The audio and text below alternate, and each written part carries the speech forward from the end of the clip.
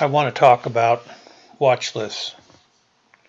I think watch lists are really important because I use them as my primary screening tool for everything that I've got set up.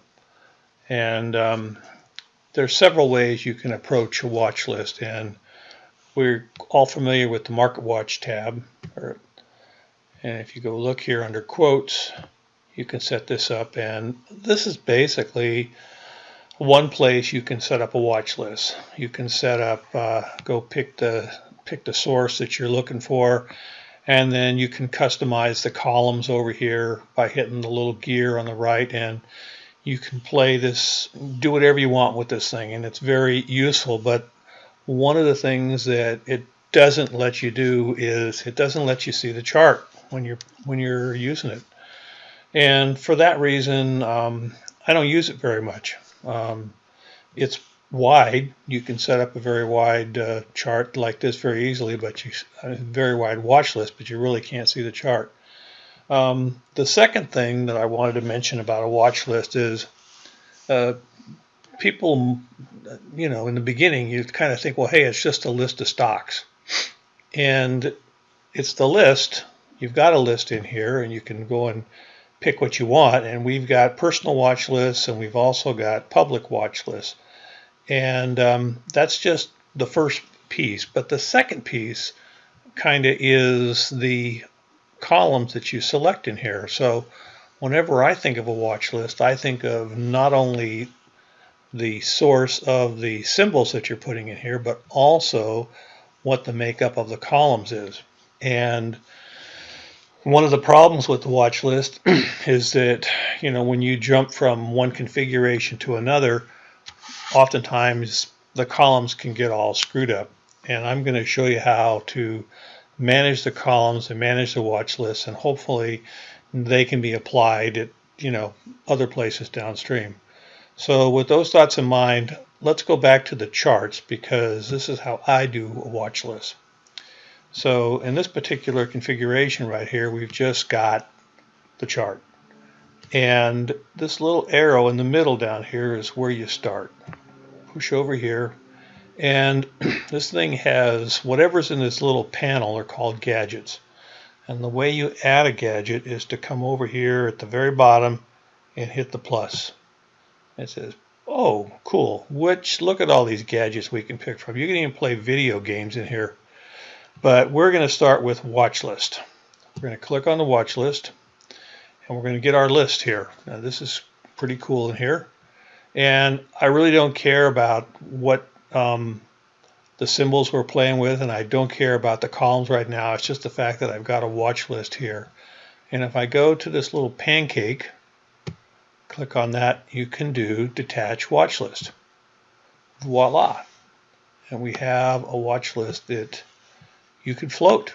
This is a little floater.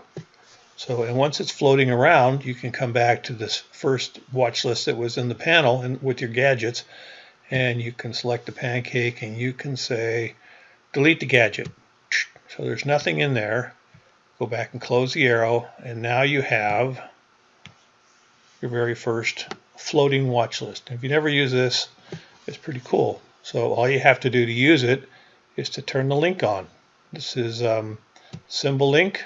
I'm going to set this to red, and the reason it's red is because it matches the symbol link on the chart.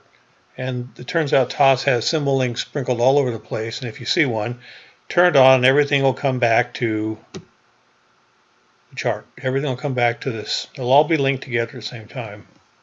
So, like I said before, the watch list has the list of stocks that are in it, and I'm going to create a new list to pull from. I'm just going to say, come down here, and there's one that should be create watch list.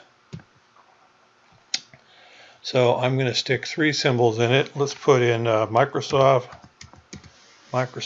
Let's put in cat, let's say, and one more. How about Ford?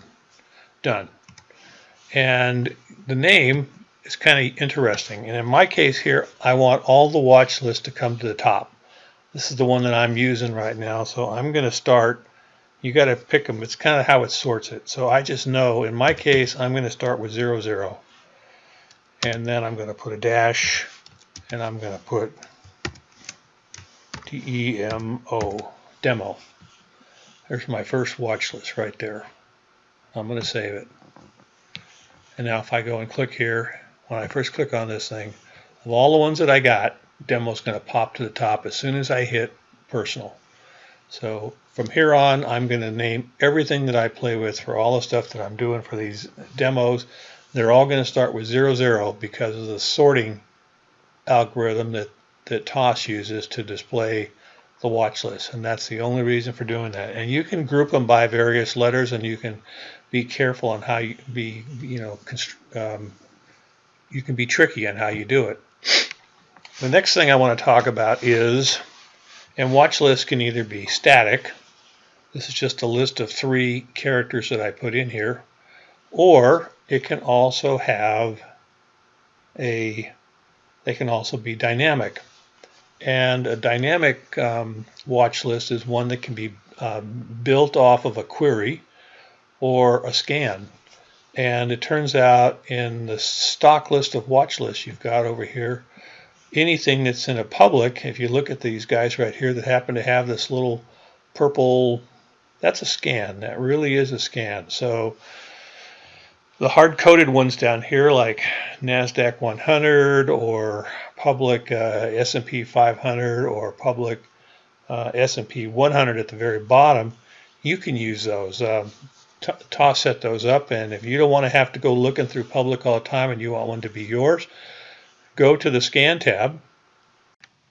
So here we are in the Scan tab, and as soon as you get there, you're going to come up with some random query that you were playing with last or weren't playing with last, but in any case, so here's what we're going to do. We're going to start.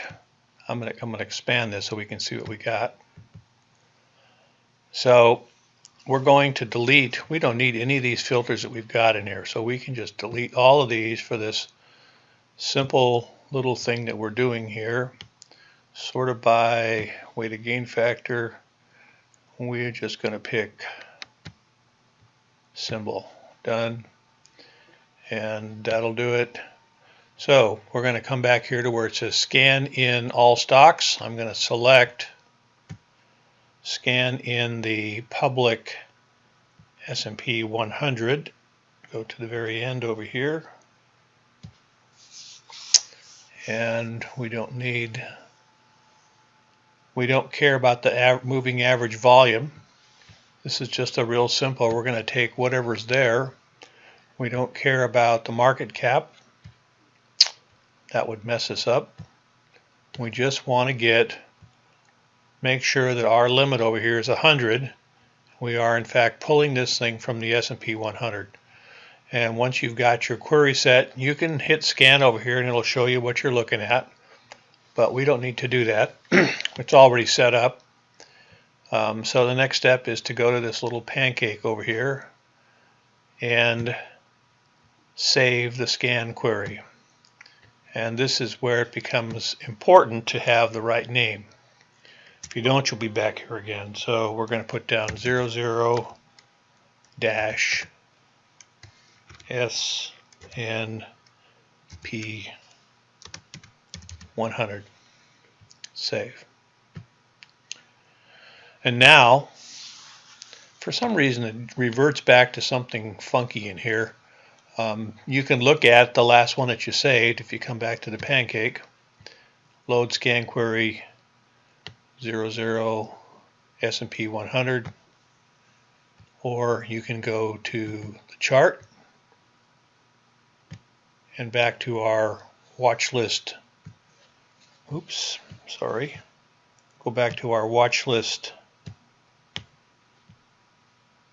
screen. Go to the very top of the watch list under personal, look for 00 S&P 100, and there are 100 stocks in this watch list for that. And so you can, and oh, one more thing I wanted to point out.